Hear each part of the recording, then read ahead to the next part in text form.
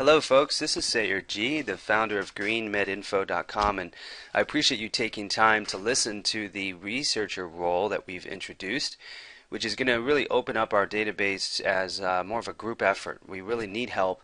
The data is already rather voluminous, but we do need to add more to make the database more compelling. The ultimate goal, of course, being providing research that's evidence-based from the National Library of Medicine, supporting everything we hold dear, which is really the principles of natural healing, all the modalities that are associated with it, and they are often unrightfully criticized as not being, quote, evidence-based, or there being no, quote, science to support it. So our database now has 19,250 studies that have been entered by me personally over the past 3 years. And I realized, well, hey, we have this system in place which semi-automates the entry of these citations. And if you're a research hound like myself and enjoy going on Medline, and it's almost like jumping into the ocean of information, diving for clinical pearls, and you find these really amazing studies, well, you can enter them directly into our system and help us out, and also make this database more of a collective, sort of a Wikipedia-like project. Now, we don't ask that you do this as a job or sort of a sense of, oh, this is something I have to do. We actually hope that we are finding people that see this as a mission of sorts, of sort of something that they can feel passionate about. And not only that, we'd like to give them a free GreenMedInfo professional membership, which enables them to take advantage of the database in ways that the open access or open source form doesn't allow for right now. So that way we're not feeling like, oh gosh, you're putting all this time and energy into this, and we want you to feel part of our family, and to know that we really appreciate you putting the effort in.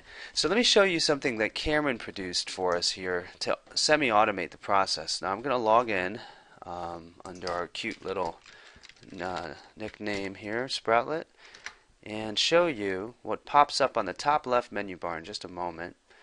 So this is the type of entry you'll get as well. Right on top, I have a researcher role, so it says parse pubmed.org articles. And actually, I think that's wrong. It's probably pubmed.gov, but we'll change that later. So what this requires really here is a URL from, basically Medline accessed by pubmed.gov. So we're going to click that. And some of you who are in school, or who perhaps have already experienced this database here, known as pubmed.gov, I'll move it over so you can see. You understand its power, and you understand also how hard it is sometimes to look for that, quote, needle in a haystack. So let's say I'm looking for turmeric, and I'm working with someone with arthritis. So I'm going to look for these two search terms, and you see there are 45 entries that come up. So we're going to just take one here, click this one, and as you can see, here's the study. Now all we need technically is, if I move this down, you'll see, is the, quote, URL. So you can go copy paste right there. Or if you want to get fancier, you can go down, let's see, and technically these are the only numbers that you need right there. So that's the unique identifier for the studies on PubMed, which is about 21 million of them, so it's pretty amazing actually. Alright, so we're going to go back to our little search, our parsing field there, and we're just going to paste it right in, boom, click submit, and it's going to auto-populate the fields of the study into our system.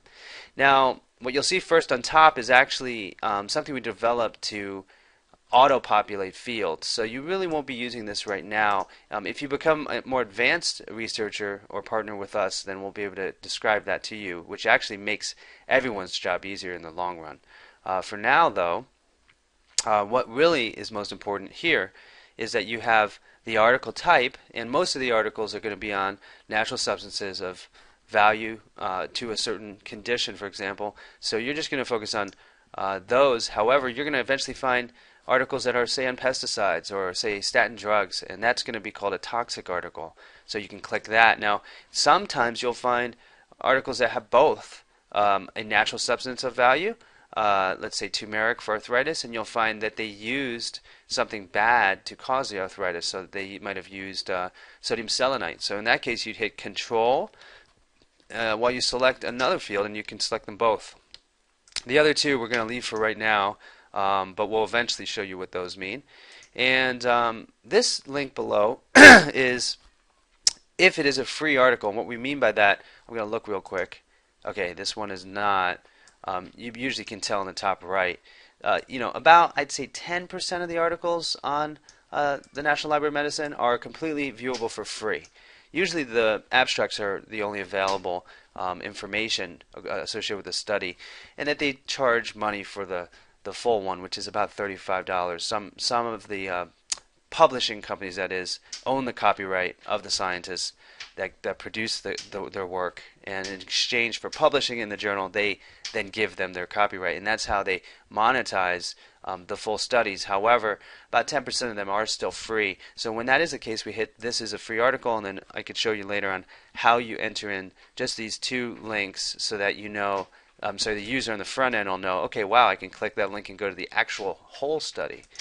Okay, now I'm going to move down here. And so this is auto-populated the term turmeric already. So you've already got that in the search field, which is, in the substance field, which is great. I don't believe in this study. Okay, they did use collagen to induce inflammation in those animals, but I don't really have a keyword right now for collagen, nor is it generally in itself a toxic substance, so we're probably not going to index that. Arthritis also got auto-populated, and this keyword did as well. Pharmacological actions did as well. So really you can see a lot of the work has already been done. The authors are already in the field. Okay, now here's a study type. We want to move down and pick the appropriate one. You have human. You have human in vitro, which means if it was a human cell that was then put in a, let's say, petri dish and experimented on. Human case report. One or two people reported to have this particular condition. Transgenic animal study is when they take a tumor, say, from a human, and they relocate it into an animal and induce the disease in that animal through that process. And then animal study, which is just your regular animal study. Environmental might be, what are the effects of Roundup herbicide on a particular ecosystem. Plant is obvious. In vitro would be a cell study. Commentary is usually sort of more like almost an op-ed in the biomedical field. And a review is really looking at a subject, kind of going over in broad strokes. It's different from a meta-analysis. That's where you're taking all the other bigger, higher-powered human studies, and then you're actually bundling them together. Now here, what you have is the summary field. And this is pretty important because what it does is it takes all the research here and just puts it into like a one-liner. I mean, you can usually use two. And really, it's just a reiteration of this right here. Okay, so the question of this study, of course, was, let's see, anti-inflammatory effect of turmeric on collagen-induced arthritis. Okay, so the question is, was it actually anti-inflammatory? So you can scan down off in here and see the conclusion. The administration of CL, which is the Cuma longa, or the name for turmeric extract, arrested the degenerative changes in the bones and joints of collagen-induced arthritic rats. So obviously, yes, it was effective. So I would just kind of summarize that. Okay, so turmeric has a preventive effect against collagen-induced arthritis in an experimental model. That's one way you could say it. You could probably write this in 10 different ways. I also forgot to select the study type, so that's locked in. Okay, so that kind of gives you now, when you go into the body of the study, you can kind of look closer. So they're saying collagen-induced arthritis is a well-established experimental autoimmune-mediated polyarthritis in susceptible strains of rodents. Okay, so polyarthritis is actually another term that you might want to add. So you put a comma and search. Put P-O-L-Y-A-R. You can start typing out the word. If it's in our database, which it is, then you hit it and it's in there, right? So that's how that works. Okay, let's see. Sometimes they look at the modulation of certain enzyme pathways or hormones, in which case I don't see much in that respect here. And if that were the case, this is a really important field too. let's say, like turmeric is known to do, it downregulates interleukin 6. Sometimes I just type 6, and I'll pull up everything with interleukin 6, and you can go interleukin 6 downregulation. So that right there is not actually in our data. That is actually not in the study. I'm just pointing out that that's one thing you can do. Another thing that you could do is you could enter a keyword. So say you see something very interesting in this study and you don't think it's in our database, but you can look it up. Let's say turmeric and absorption, turmeric versus curcumin. You can say turmeric, and actually I like to do capitals, turmeric and collagen induced inflammation. You could do that, and what that means is anytime you see another study that you're entering, you could just pull that keyword back up, and then it develops a pattern. Okay, and so this keyword function, just typing it in, will actually put it into our database. We have to save that node later, but it's not necessary for you to know that right now. So as you can see, it's all in here now. You have the information, the date, all the regular information, and you hit submit. Pretty simple. So what it's doing is it's actually inserting all this data into the database in the proper manner, and so it's all in there. If you want to click and see the final result to the front, the end user, okay, I'm in the researcher mode, that's right, so you can't access that right now because it's sort of in the editing queue. So what will happen is that will actually go to me, and I'll be able to see it when I'm logged into my administrative account, and then we'll just publish it right to the world. So that also means you don't have to kind of freak out and think, oh gosh, this is going to go live, I could have made a mistake, because I'll be able to review it for you. So that's basically how that works. We're going to try one more though. And I really find this to be fun personally, because I really want to find the research that kind of substantiates certain intuitive medical concepts that are out there, or ones that I personally have had an experience with. Let's say I've eaten parsley and I noticed it had a diuretic effect. It basically made me pee, right? So I'm going to type in parsley and diuretic, and consider that sometimes I'm sorry, misspelled it. Parsley is going to be in Latin. Sometimes it's not. So it's almost better to go for the Latin term. You can go to Wikipedia or wherever and find that out real quick. So yeah, let's go and see the results. And we have here, diuretic effect and mechanism and action of parsley. Pretty cool. So of the 21 million studies you saw, there 5 came up, and this one is highly relevant. So we're going to take that URL, put it into the parser, click submit, and see if it comes. Yep, bam. So this is what happens when it's already in our database. That PMID already exists in the database. Click it to view. So there you can see, there it is. That's the study. Okay. So that's there for everybody to see. And this is actually part of a keyword like I was talking about before. Science confirms tradition. So over the years, I've just been kind of pulling that keyword up whenever an herb use confirms a traditional use. The science confirms a traditional use, and now we have a pretty good database on these topics, which is really kind of nice.